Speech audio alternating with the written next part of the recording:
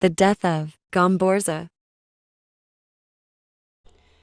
With Governor General Rafael Izquierdo repealing exemption from tribute and forced labor long enjoyed by the workers of the Cavite Navy Yard, including artillery support and corps of engineers, all of whom were entitled to the benefits, the workers rose up in arms and mutinied against the colonial government in 1872.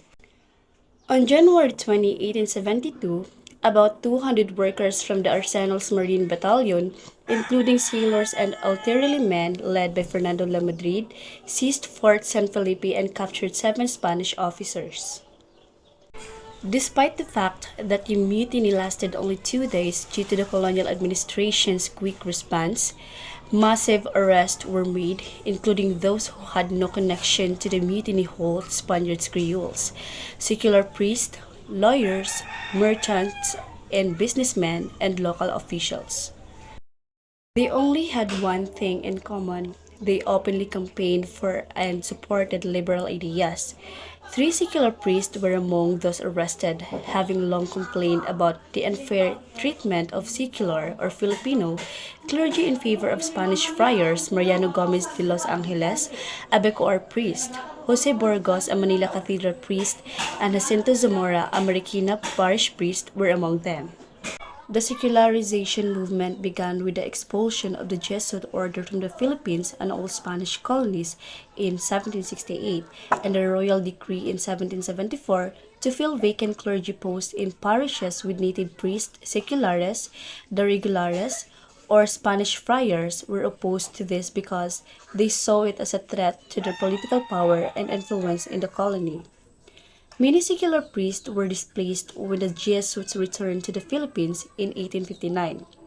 Jose Burgos championed the secularization cause, provoking the wrath of many regulars according to Trinidad Pardo de Tavera. It was in this context that all of the forces converged against the 3 secular priests who were accused, tried, and sentenced to death by Garrote for allegedly instigating the mutiny in Cavite despite the lack of evidence.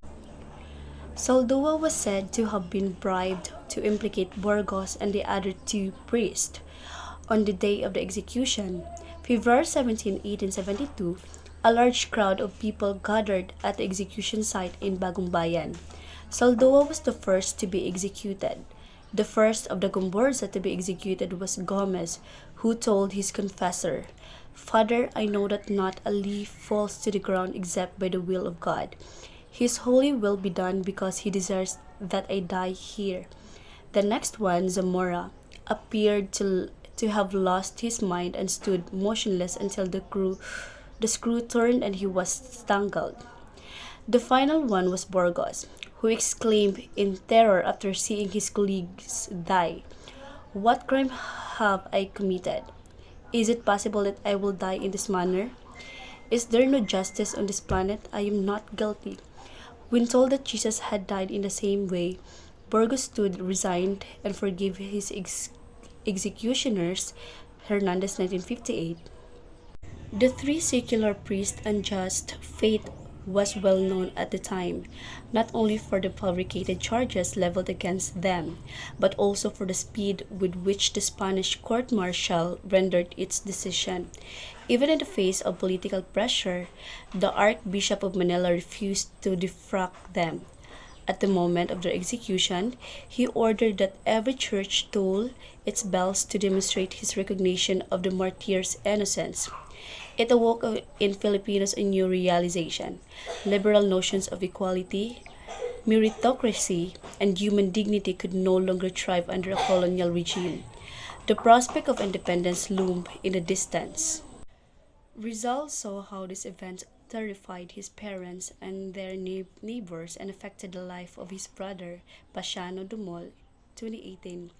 Jose Rizal's second novel, El Filibusterismo, would be dedicated to the 3 tragic figures.